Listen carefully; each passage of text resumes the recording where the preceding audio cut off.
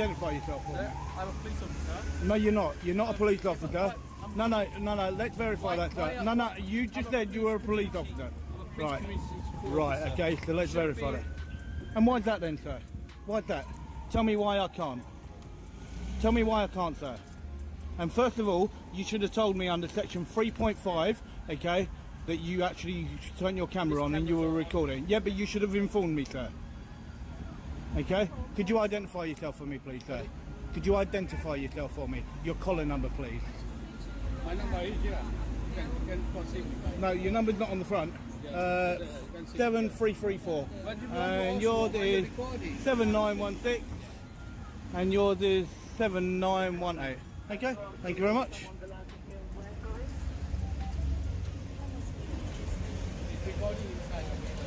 Which is a perfectly lawful activity, sir. Yeah, but we need to know why you're recording. No, you don't need to know. You do not need to know. I'm standing in public. I'm standing in public, sir. And there is absolutely nothing you can do about that, sir. Just a minute.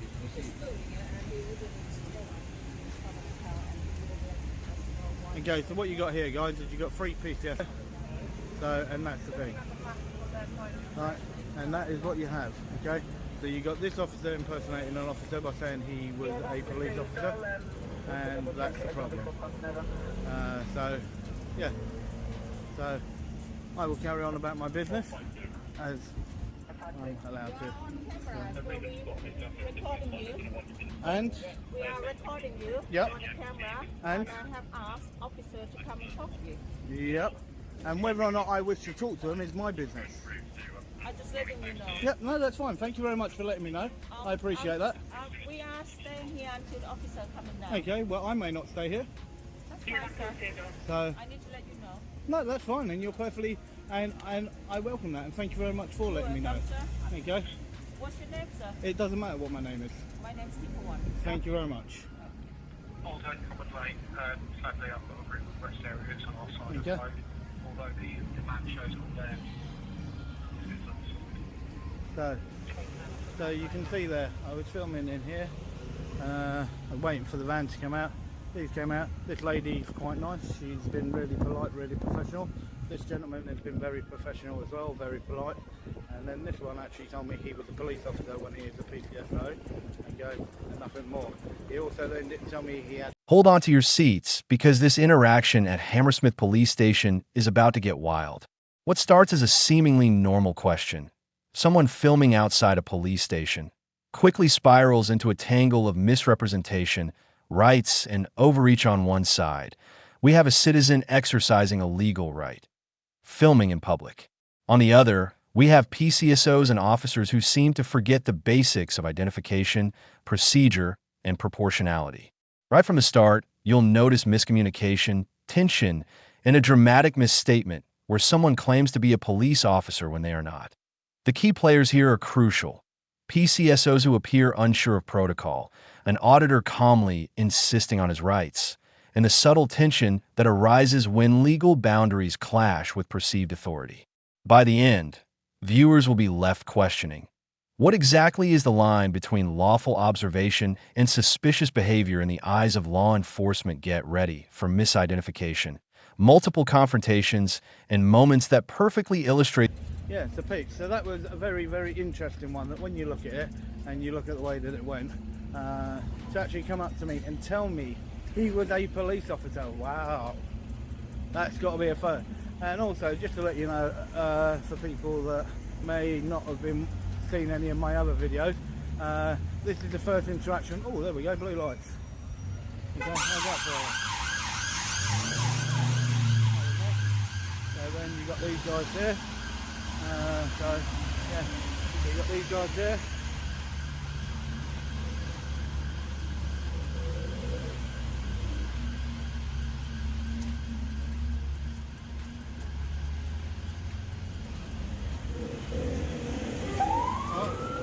Nice blues. Okay. Yeah, so as I said, so it was just very interesting. Look, this is a mental station, one after the other after the other.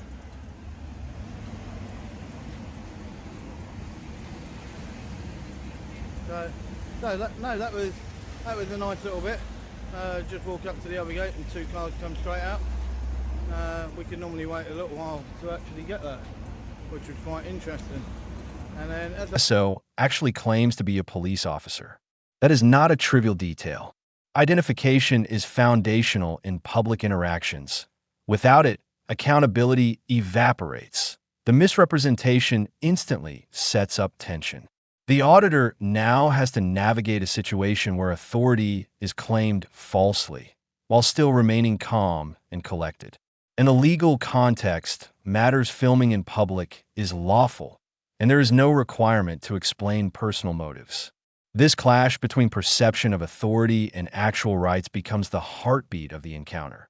This is the first of several moments where humor, frustration, and procedural knowledge intersect, giving viewers a glimpse into just how precarious public... you can see, just from being here a few moments, and the way that I was approached and the way that it was done. As I said, the female PCSO that's standing just behind me, she was actually quite nice. She was really quite pleasant. Let's go over and talk to this gentleman.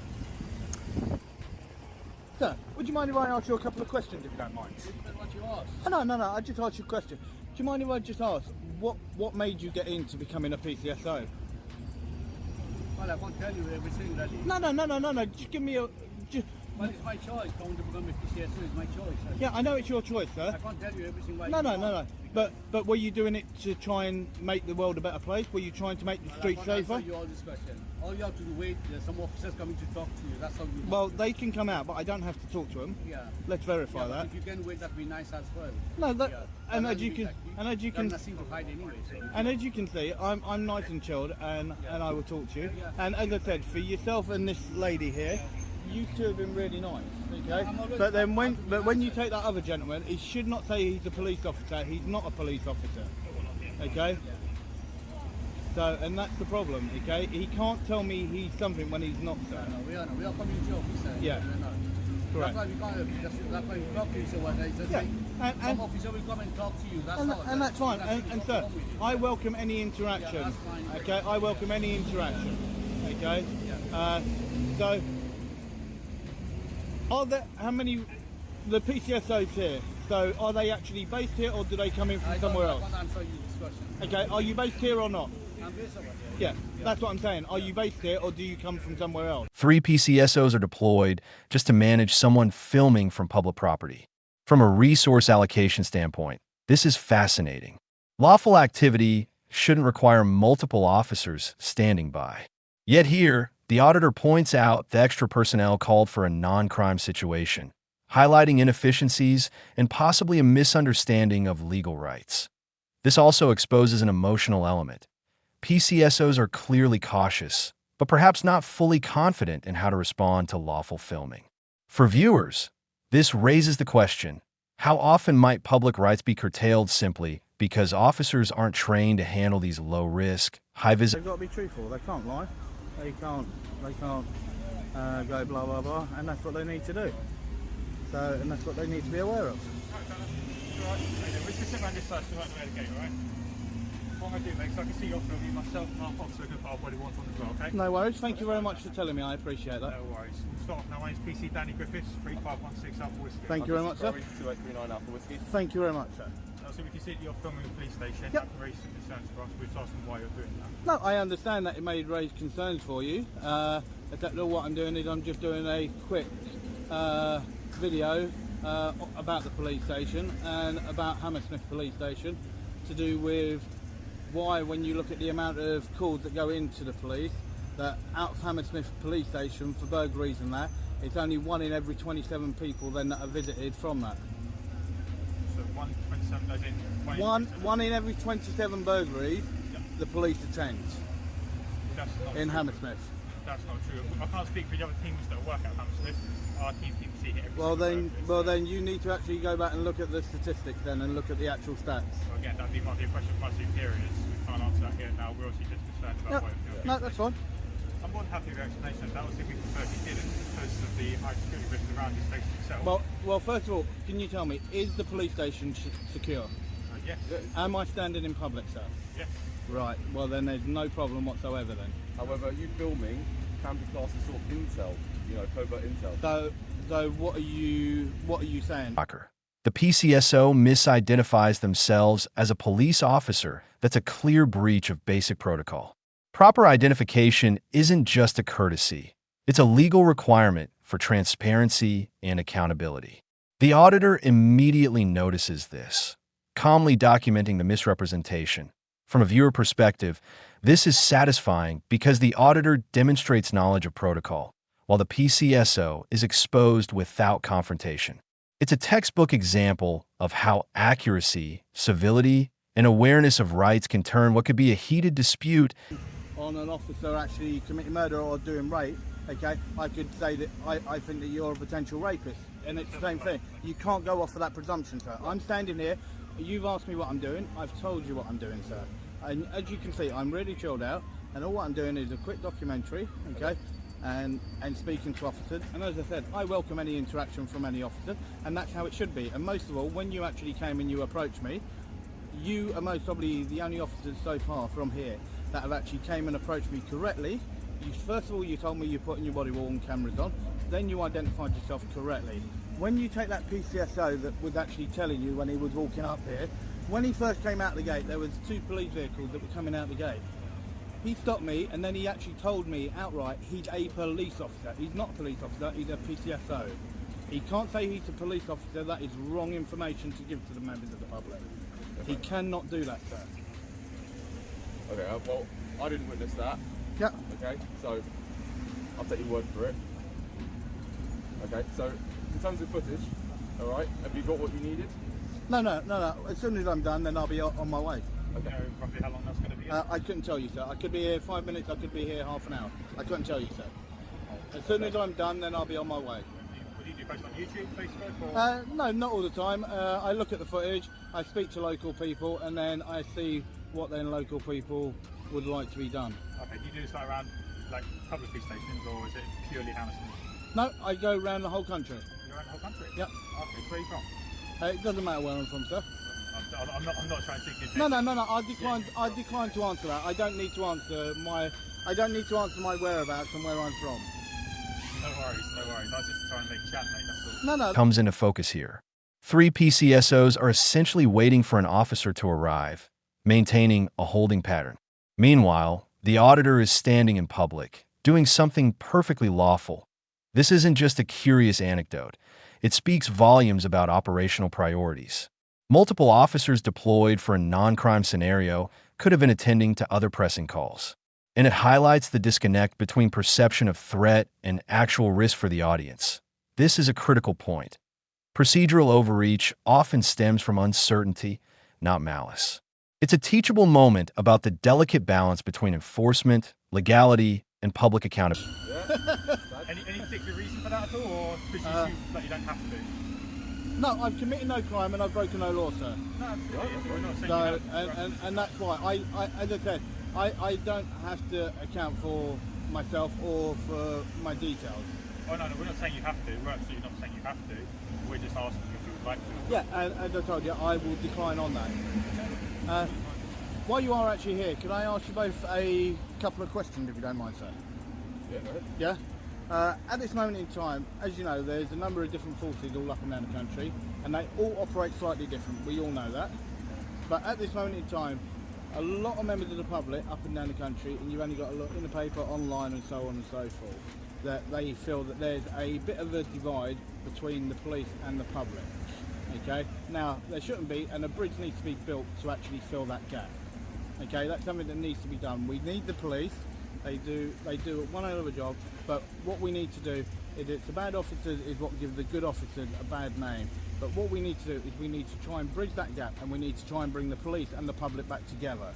And that is a must. That is what we need to do. Okay? In your eyes, if there was one thing that you could do, okay, that could actually help bring them back together, what would you say? It's a difficult question to answer. That's a very large question to answer. All I can say is myself and sure my colleagues would like to as well, that we do our independent job as best we can. Every call we go to, every victim we deal with, we do at the highest standard possible. That sort of value, that sort of mindset is something that the Met and the officers. We can't speak for every officer, every dispatch. No, and as I said, I only want your own opinion. That's it, sir. That's all I want. That's about we try and do the best job we can with the victims that are to us. might try and make sure justice is served as best as it can be. That's the job that we try and do. Unfortunately, when police officers do their job right, it's rarely reported on. Well, no, that's also another reason, because one thing that I want to highlight is that, and you've already heard me say it, it's about bridging the gap, and it's also about highlighting the good officers, okay? It's very important. It's very easy to always sort of put something up that sort of shows the bad officer and what goes on, but it's also very important that good officers are also... CSO's response when asked about motivations. Complete shutdown. Officers often exist to bridge the gap between public and police, but this interaction reveals a stark contrast. Basic conversation is avoided, questions about motivation are dodged, and transparency falters. For viewers, this is compelling because it underlines how public perception of authority can be undermined by a lack of communication. It also adds an emotional layer. The auditor remains calm and polite while highlighting the stark difference between expectations and reality in public service. Of course, you get commendations, things like that for, good work and things like that. But Yeah, but that's commendations in between. What I'm talking about is there's such a divide, because at this moment in time, for a long while, there hasn't been what we know as a officer walking the streets as much as what they used to.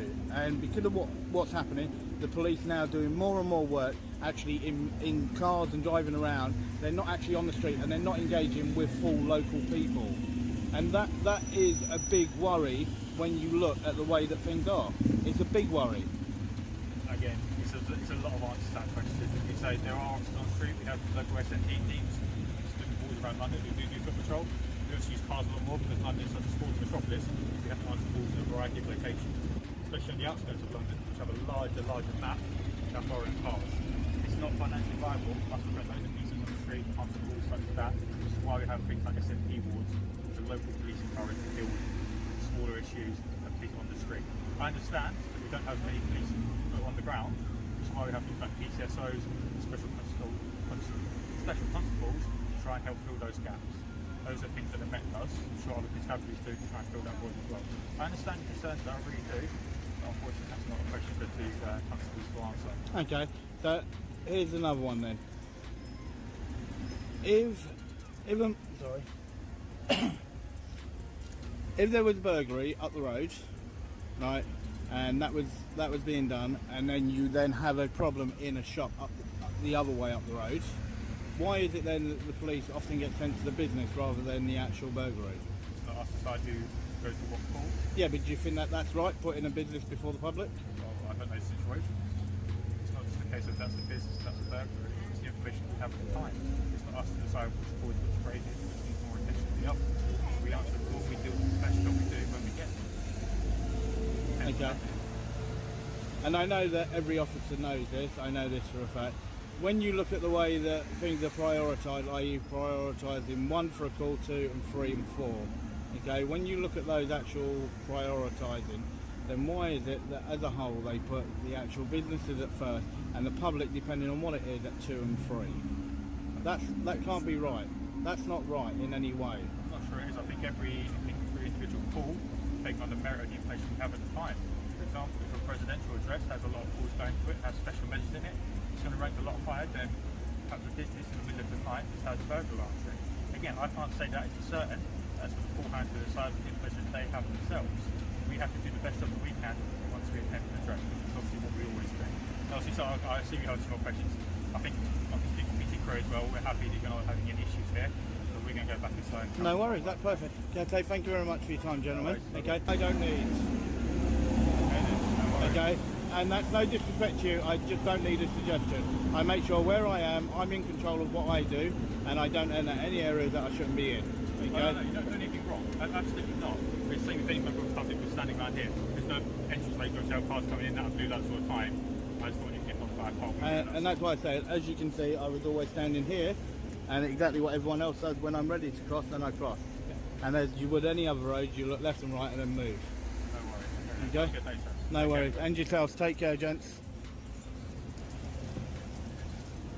So you can see there, guys, it was a so-so interaction.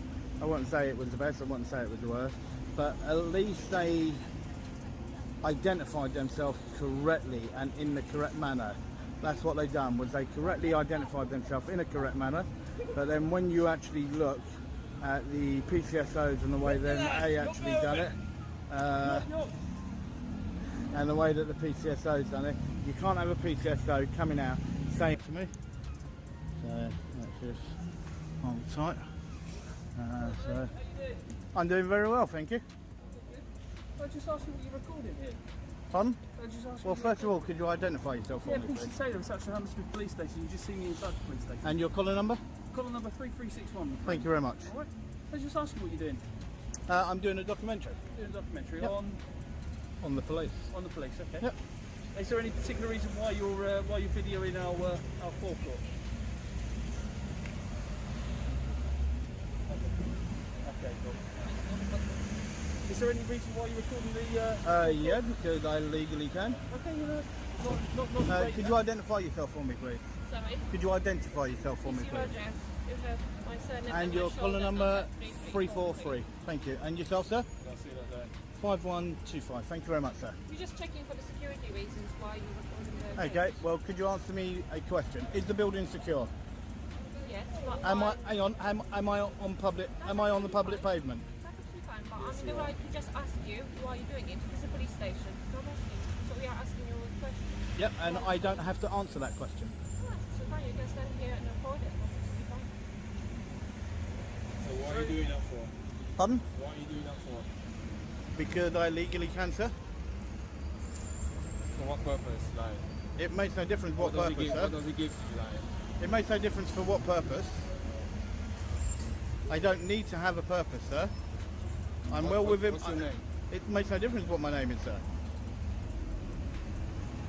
How long do you reckon you're going to be here? So, because obviously it's a police station, cars are going to be coming in and out. Yep. Right. So, preferably, I won't want you to be Right. standing Well, here. well. where First you're of all, standing just let me say something. I'm responsible for my own safety. As you can see, I'm on the pavement. appreciate that, Okay. sir. When I cross the If you let road, me I look finish. both ways. If you let me finish, sir. Okay. Right. Emergency. The escalation point. The auditor is subtly threatened with terrorism suspicion. Section 43 requires genuine suspicion, yet the suggestion is made purely because someone is filming a public building. This is the moment where the entire dynamic pivots.